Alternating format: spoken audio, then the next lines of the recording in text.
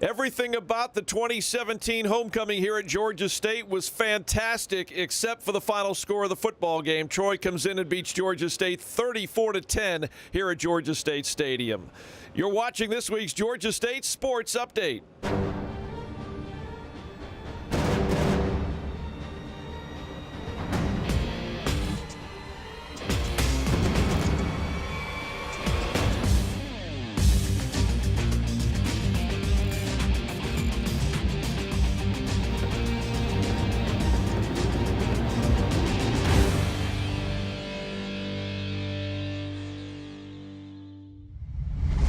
Hi again, Panther fans, and welcome to the Georgia State Sports Update. Dave Cohen along with Harper LaBelle, Brandon Leak, and Sam Crenshaw here from Georgia State Stadium. As I said, it was a great day for homecoming 2017 at Georgia State, except for the final score, as Troy came in and beat Georgia State 34-10, the final score. And Brandon, we were kind of questioning which Troy team would come in. Would it be the team that beat LSU 2 weeks ago?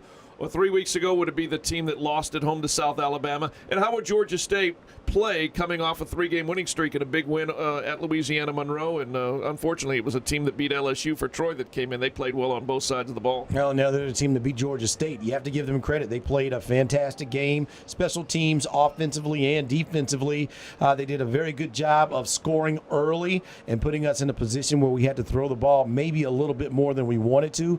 But the bottom line is we had chances. We were down 21-3, which was a pretty big lead for the Trojans, but the game was not over. When they scored late in the second half and they kind of got into the 30s, that's when you change the course of a game. So you have to tip your hat to them. We didn't run the ball like we wanted to. We couldn't get the ball to Penny Hart like we wanted to, and ultimately it was just a game of attrition after that. Harper for Georgia State. I know you weren't with us at Louisiana last week on the radio, but 224 rushing yards, and as Brandon said, we struggled to move the ball on the ground pretty much most of the day today. Yeah, give credit to their defensive line. Their front four, the 3 linebackers, the 7 guys that they had, very quick to the ball. Even their safeties came up to support really well. Only 52 yards. You can't win a ball game like that, at least not at the Sun Belt level. So that's an area we've got to get better at. Sam, you're down on the sidelines with us on the radio, and so you've got as good a view as from the sideline as we do up top, but every time there was any sort of a hole for Kyler Neal or Glenn Smith, one of those big dudes for Troy would fill that hole pretty quickly. Big dudes indeed, and they shut things down, never able to get any momentum going with the running game, and of course that's the balance that we've enjoyed in these 3 victories coming into this game. Got to find a way to get that back, and just like Coach Sean Elliott said at the end of the game on the field, it's a chance to teach. You're going to go back in, you're going to go and break down your film and teach, and you got a short period of time now. You don't have to wait until next Saturday to do something about this. You can get it done Thursday. Georgia State finally put together a touchdown scoring drive in the final minute of play. It was a 20-play drive that took over 8 minutes, and finally Connor Manning able to find number 18, Penny Hart, in the back of the end zone. But credit to Troy, too. They knew where Penny was most of the ball game. Well, certainly, and it also took almost 9 minutes. So Troy was happy to give up a score if they had to, where it took 20 plays, 8 minutes, and then finally ended with them getting the ball back with less than a minute to go in the game. So the bottom line is they played the game that they wanted to play. They wanted to get their defense in a position where they didn't have to panic at all. They had a big, comfortable lead throughout most of the game, and offensively they were able to score touchdowns. They came in on the road and scored touchdowns, and that's something we want to do on a regular basis. I think the bottom line is we have to take this and learn from it. When you get into a situation and things don't go your way, you have to score and score touchdowns in the second half in order to get back into it quickly so you can make a game of it late in the ball game. You know, coming into this football game, I was concerned with Jordan Chunn. He's one of the top running backs in the Sun Belt Conference, and I guess because of a slight injury, he never even saw the field today. But the backs that we did see ran the ball pretty well. Yeah, they did a great job up front. Their offensive line did. And when your best player, really the guy that is supposedly going to be playing on Sundays, when he doesn't even have to play and you still beat Georgia State as much as you did, that's an impressionable thing for a team like that to be able to go to that second or even their third level. Some of the other guys that got a chance to play, they were very impressive. All right, talking about special teams, Sam, since, again, you're down on the sideline, couple of missed field goals. Punted the ball okay today, but we did leave some points on the board. Now, in hindsight, in a 34-10 ball game, the 2 field goals weren't going to make a big difference, but still it is a concern when we do find ourselves in a position where the field goals are big. can't be missing what should be makeable field goals. When the trips into the red zone were precious and few, not to coin a phrase from a song, but precious and few, you got to convert. You got to get those 3 points if you don't get the 6, especially playing against a team like this is not going to give you that many opportunities. They weren't able to get it today. And just seeing some of the facial expressions, a little different from what you've seen on the locker, on the bench when they come to the sidelines. We've seen that confidence, and Coach said, he saw just a different crew today because of what the Troy team was able to do. Brandon, Georgia State ends up running 73 plays, 307 yards. We were talking on the radio postgame just how efficient Troy was. They only had to run 58 plays, and they managed 457 yards, and they managed to put up 34 points. Well, remember, 20 plays came on the final drive. Right. So when you talk about the other parts of the game, things were similar as far as time of possession and the number of plays run by each team. The difference was they were scoring touchdowns and kicking field goals. We were missing field goals and not scoring touchdowns. And so, I'm not concerned. We played a really good team and didn't really get into a rhythm. But I think the biggest thing that you want to make sure is that this offense, which is a very potent offense that we have here at Georgia State, is always able to put some points on the board, whether we're up or we're down. And that was something that we didn't see throughout the course of the game. So there's nothing you can do about it now. A quick turnaround, as Sam talked about, and you have to figure out where you're going to be when things don't go your way. You're going to be a team that's going to be slow to the trigger, or you're going to go back to the drawing board and see if you can put some points on the board with regularity. Again, it is a quick turnaround. It's a Thursday night nationally televised game. It'll be on the radio, too. South Alabama comes in here to Georgia State Stadium. And for Georgia State, the last 3 games prior to the Troy game at Charlotte, at Coastal Carolina, and at Louisiana Monroe, Georgia State got off to pretty good starts, led the entire ball game, never had to play from behind. Obviously, that wasn't the case in today's ball game against Troy. Got to get back to winning ways. I agree. And one of the things that impressed me about Troy was their team speed. Now, what worries me about playing South Alabama is they just beat Troy a couple of days ago. So the biggest concern that I have right now is team speed. How do we match up against others? We took advantage of it 3 weeks in a row. We were beaten by it in this game, and then how do we bounce back against South Alabama? We've played them pretty competitively all throughout the 8 years of the program right now. It's been pretty interesting little rivalry we had there with the Jaguars. All right, again, 34-10, the final score. Troy a winner here in Atlanta over Georgia State here at Georgia State Stadium. Right now, let's take a look at some of the highlights.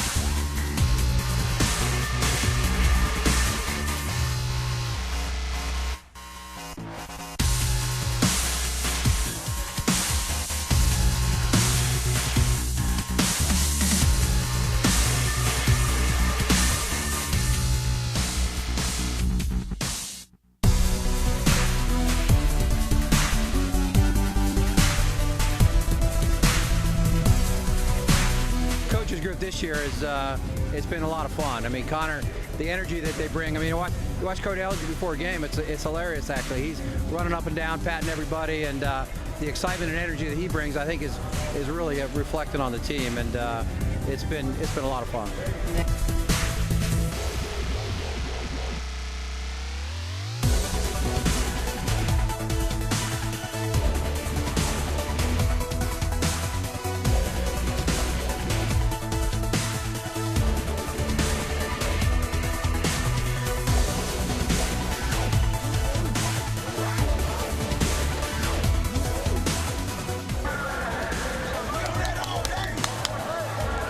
I think Coach Elliott doing a great job with the team, man. They're looking really good. They're doing really good in the Sun Belt. They're winning games, and that's pretty much all you want out of a football team. So I'm definitely with him 100%, and it's good to see the team doing good.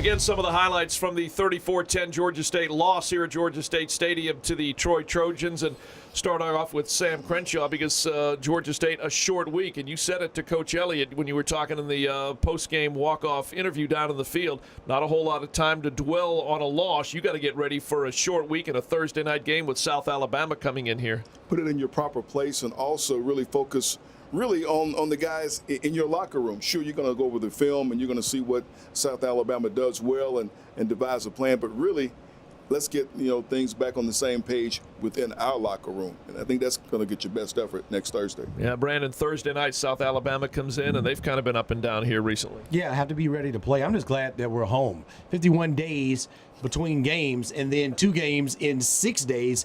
Unbelievable. Last time we were here, I didn't need glasses and had a head full of hair. Now we're back home, so we need to take advantage of being at home. Win in front of your home crowd helps to build a nice fan base and helps to build a great home field advantage here at Georgia State. Yeah, again, because of certain circumstances, have only played 2 games here. This will be just the 3rd game for Georgia State football here at the stadium. Yeah, doing it with a national television audience, too. That's going to be kind of nice, and hope we pack the place out, get a nice little win at home, and get ourselves that 3rd win in the Sun Belt. All right, again, 34-10, the final score. Troy beats Georgia State here in the 2017 homecoming football game. Right now, we're going to talk a little Georgia State basketball. Coming up next, we'll talk with Georgia State's head coach, Ron Hunter, here on the Georgia State Sports Update.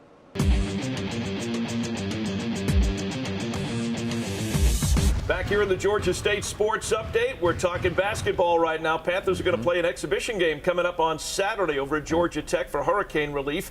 And right now we're pleased to be joined by junior forward. That's Veff Thomas. And Jeff, basketball upon us already. But, you guys have been practicing now basically all summer. Yeah. While everybody else is focused on football, these guys are in the practice gym and here in the sports arena getting ready for basketball. How's practice been going? Everything's been going good. Boys, they were really excited about playing Saturday. It's for the hurricane victims, but we're excited to play somebody else and compete against somebody else too. Yeah, and of course it's the crosstown rival at Georgia Tech, which Georgia State and Georgia Tech have not played in basketball in quite some time. Now this is, even though it's an exhibition game, it's still Georgia Tech. And the thing that a lot of folks know is that you guys play a lot together during the summer in summer leagues and pickup games and so on and so forth. Yeah, it was interesting when Coach told us we might be playing Georgia Tech, and I saw everybody's face light up. I'm from Ohio, so it really doesn't matter. It's just another school, but there's a lot of players from other that know, like Todrick, a lot of other players on Georgia Tech, so they're really excited to play them. Again, we're talking with Veff Thomas. The season a year ago didn't end the way that you would have liked. Right. It was a tough loss to Troy in the semifinals down in New Orleans Sun Belt Conference tournament. Has it been very similar to what it was coming out of 2014, where this team is, for the most part, on a mission? Because you knew it was somewhat of a missed opportunity? We're on a mission, but we have completely different mindsets from last year. We kind of know that we kind of butted heads last year, and this year we're talking about how we have to come together as a team, how we have to talk, how we have to work the ball around. Everything's just more teamwork affiliated, not right now. Yeah, and with this team too, you got to replace the leading scorer, Jeremy Hollowell, who I read just signed with an NBA DL team, the Erie Bayhawks. Which congratulations to Jeremy on that. Willie Clayton playing overseas as well, doing really well. But he was the leading rebounder. So that's 2 big sets of shoes that need to be filled. Who have you seen in practice? Scoring, as to who will fill those. Scoring is fine. We got shooters everywhere, so we have no problem scoring. But rebounding is what we're gonna have to work with. It's all about heart with rebounding. Every time we come on the court, we're gonna have to bring it every single time. Yeah, obviously when it comes to shooting, first and foremost, you and Isaiah Williams, the 2 that always pop out. But we got some new guys here that can shoot the ball too. Don't we? We got about 4 now. It's me, Isaiah Williams, Devin Mitchell, and the freshman coming in, Dennis. I can't pronounce his last name. Ali Bogovic.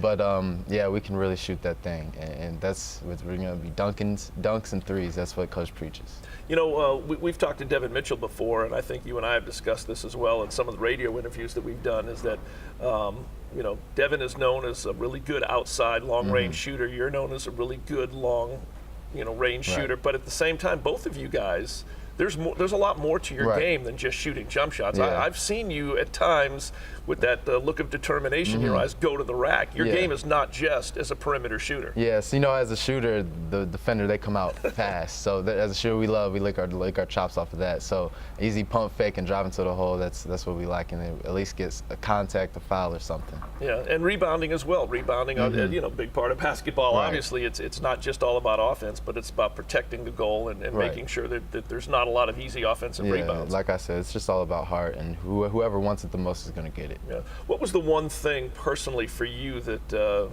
coming out of New Orleans last year in the tournament, and really obviously the way we didn't play very well at the CIT down in Corpus Right. Christi, but that you were determined to come back and work on a lot during the summer?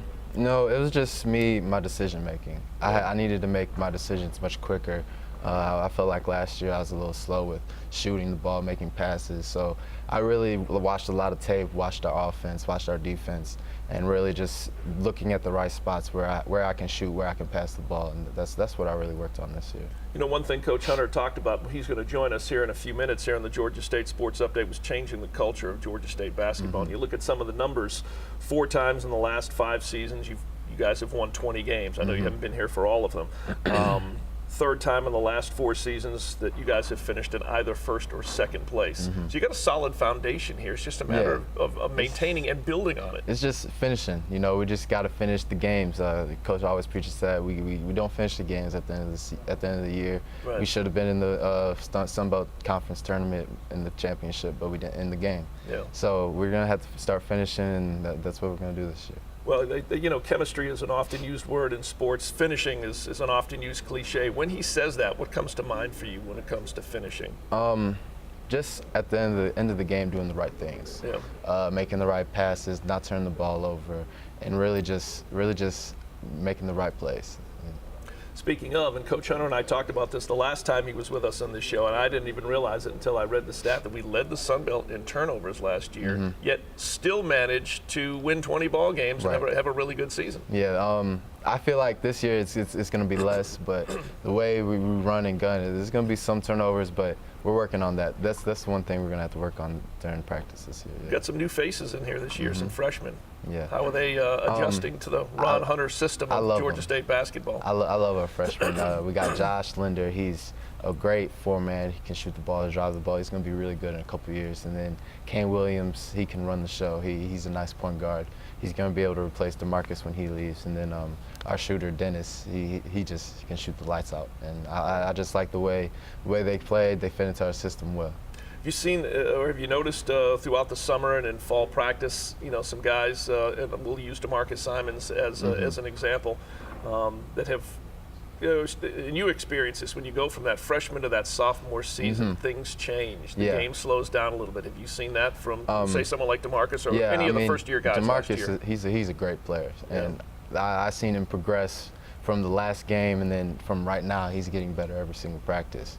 And I like to see that from a player like him. And Devin Mitchell, he's getting much better. And I feel like the whole team is just getting much better as practice goes on. All right, real quick, I wanted to ask you about the schedule. You get a return trip to Dayton, Ohio this year, but it's a really good non-conference schedule. You know what you're going to face in the Sun Belt. You know what to expect now, but it's a good non-conference schedule. Yeah, I came to college, I wanted to play the big teams. And we're playing Ole Miss, Dayton, which, I'm going to play in front of my whole family. And in Dayton, it's only a 4-hour drive for me. So it's just going to be a fun time, and we get to go to Las Vegas and play, and hopefully I'll get to play one of my old teammates in AAU on Eastern Kentucky when we go to Vegas. So it should be a fun offseason. All right, Jeff, appreciate it. Continued success. We'll see you. We'll see you Saturday over at Georgia Tech. Hey, and congratulations on your inductee. Oh, well, thank you. Again, Georgia State, Georgia Tech, exhibition game at Georgia Tech on Saturday. And I want to thank Jeff for joining us here. We're going to talk to head coach Ron Hunter. Hunter next here on the Georgia State Sports Update.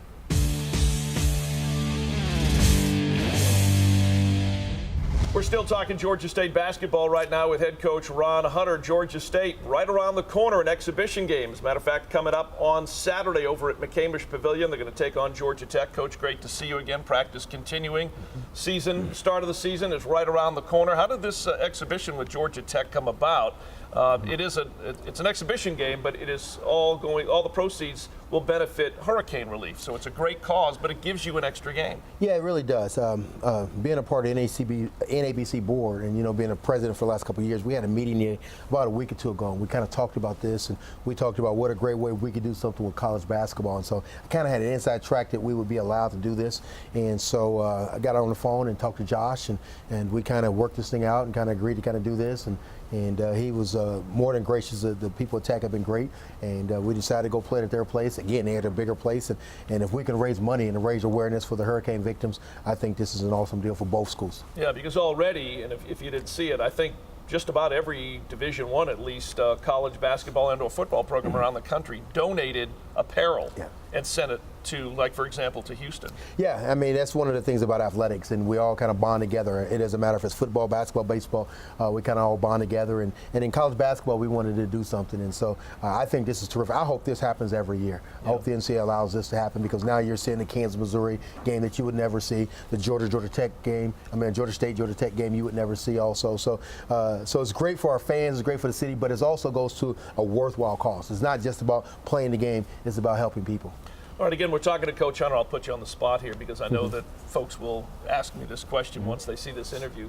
This is an exhibition game. Have you and Coach Passner over there talked about making this an actual regular season game and maybe something more than just a one-off? Here for the city of Atlanta. I'm just throwing that out there. Well, it's we have not talked about that. We're more worried about our teams right now and focusing on trying to have a great season. And we've got exhibition games. I know they're coming off a scrimmage and some of those things. So we haven't really gotten to that.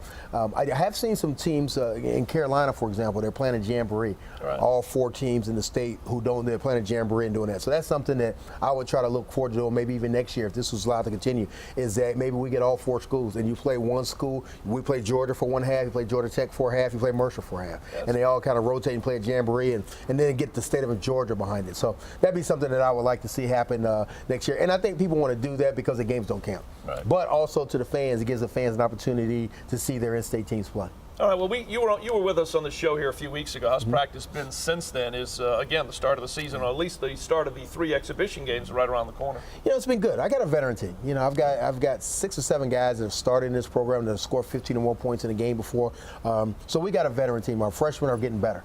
They're understanding. The last few days, they really have taken a great leap. They're really talented, but to try to understand our system is something that they struggle with a little bit. But they're really talented. And so I like this group. I like coaching this group. We don't have to coach effort. They come to practice. They come to work every single day, and they're a talented group. Led by DeMarcus. So we're excited. We need to play someone. Right. I think we're now had 30 practices if you count out 2 a day. So it's time for us to go play. Yeah, you can kind of get that feeling. I'm sure you get it as well as anybody that just like with football, you're tired of hitting somebody else. You're ready to take the floor against somebody else and be able to test out everything that you've worked on and practiced on against somebody who doesn't know what you're doing. Yeah, in basketball, you want to start preparing for something. And so this week we had an opportunity. And of course, the following week we'll have an opportunity to play. And here on out, until you get to April, we've got someone to play and get ready for. So, especially when you get a veteran team, they get bored a little bit. And so, again, I'm so gracious that Georgia Tech wanted to do this, and we're excited about having this opportunity. Probably neither one of us are ready to play this type of game, but I think for our fans, in particular, I think it's exciting because, again, it's we get 2 schools that are less than 5 miles apart have an opportunity to play. All right, so this late in fall practice, have there been 1 or 2 players that have kind of made a huge jump with regards to feeling comfortable in the Ron Hunter system than maybe when fall practice started? And this takes into account all the work that you guys did in the summer. Yeah, I think the guy right now that we're really looking forward to, and I really want to see play this weekend, is Devin Mitchell. I think that usually your first year in our system, you're just trying to figure it out. Is what happened to him last year. Right. He's a talented young man, but he seems a lot more comfortable. The game has slowed down for him, and so he's shooting the ball this fall at an incredible clips. So it would be interesting to see if he can keep that up as we start to play. If Devin Mitchell has the type of year that we think he can have, we're going to be really, really good. Yep. And so that's the piece that I look for just to see, how Devin's going. But I love where he's at right now on both ends of the floor. And, last year we couldn't say that. So he actually can guard, like, my wife right now. I mean, he really can lie. He can guard my wife. And so last year he couldn't. Yeah. And so now my wife won't play him right now. So he's gotten better defensively. Well, Coach, you've put together a very, very competitive schedule. You got a couple of exhibition games. You're going to open up with Carver. And then it's, am I right, it's off to well, it's part of the start of the Las Vegas event at Rice and at Ole Miss right out of the gate. Yeah, at Rice, at Ole Miss, you got Vegas, and you turn around and got Tulane coming back. So you got to keep the bags packed. Well, you know me in scheduling. I went on vacation, and Coach McCallum made this schedule up, man, and I came back, and all of a sudden I seen these tough games. But no, we're excited. We got a good team, and so we want to play good people. And so, I've always said, if you call us, we're going to play. And so it's never been that we ran for anyone. So we like the schedule. We like that it gives us an opportunity to play good teams, and we'll see where we're at really early. A couple of nice home games too, with Tulane coming in on Sunday, November the 26th. You got Montana coming. That's a home and home. Yeah. Next year you go to Montana. Yeah, good teams, and then Liberty's a good basketball team. So 3 out of 4 we got at home. We got we in the non-conference we don't get 3 out of 4 really good teams to come here and play, and so we're able to get. There's a lot of work to Nate and Ray McCallum. They did a great job with the schedule. They were on this thing every day, and it was very difficult to get. And you got to kind of give up some things to get to these home games, but we're able to do that, and so we're excited about it. And lastly, at Dayton, at UMass, at Chattanooga, right before you go on the road for your first 2 Sun Belt games at South Alabama, at Troy. So again, a very, very competitive non-conference schedule. Coach, appreciate it. We'll see you over at McCamish Pavilion on Saturday, and it's going to be interesting to see Georgia State, Georgia Tech play in an exhibition game. Well, we're excited. We're going to show up and play hard. All right, I want to thank Georgia State's head basketball coach again, joining us here in the Georgia State Sports Update. Again, they've got the exhibition game Saturday against Georgia Tech. Well, Georgia State's track and field program is headed to the Sun Belt Conference Championships, and as they head out, we have this preview.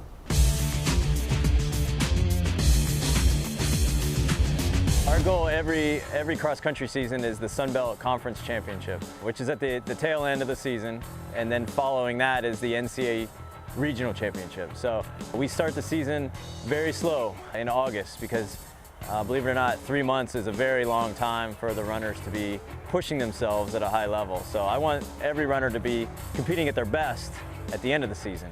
I think our team goes through ups and downs, especially as people get older and they start to wear out a little bit. But I think this year, because we have a lot of young people, we're really excited. So I think this is a good year with just the energy of the team. The runners are really rocking and rolling. They're running their hardest. They're pushing themselves, and they're almost at their peak performance. I want to push myself and feel like I can go way faster than the last times. I want to improve my personal best and also help the team to score as high as possible, because I think we're a pretty good team. When I came here as a freshman, I feel like we had more of an older team. It was more seniors, and now we're building more so. We have a lot of freshmen. Every year we get more and more comfortable with each other, like the girls that have been here since we were all freshmen in the core group. So I see us moving forward in a positive direction in that way. I think a lot of us, especially we maybe were top dogs in high school. So it's you were used to being the number 1 on your team, and then you come here and it's everyone's as good as you. Everyone in college is good. That's why we're here. So that's a challenge at first to get used to be surrounded by everyone same speed as you. I've gotten a lot more used to it, and it's awesome in practice to run with people for a change. So we push each other and lean on each other in that way. This year, in the beginning of the season, the entire team went to the lake just for a team bonding. Since we have so many new people on the team this year, it was really fun to go out and spend time together away from running and get to know each other, and I think that's helped just build community on the team. As coaches, we expect a lot out of our athletes, so we need to be there for them to show that we care. In turn, the athletes will care. They'll work hard at practice, they'll work hard in the classroom, not only for themselves, but for their coach, and also for their teammates. Georgia State's well on our way. The conference has gotten so much more competitive with the addition of teams and better runners. So it's getting more difficult to reach the top, but every season the runners strive to do that. Action-packed show this week here in the Georgia State Sports Update, from football to basketball. I want to thank Veff Thomas and, of course, head basketball coach Ron Hunter for joining us on the show this week. We'll see you next week right here on the Georgia State Sports Update.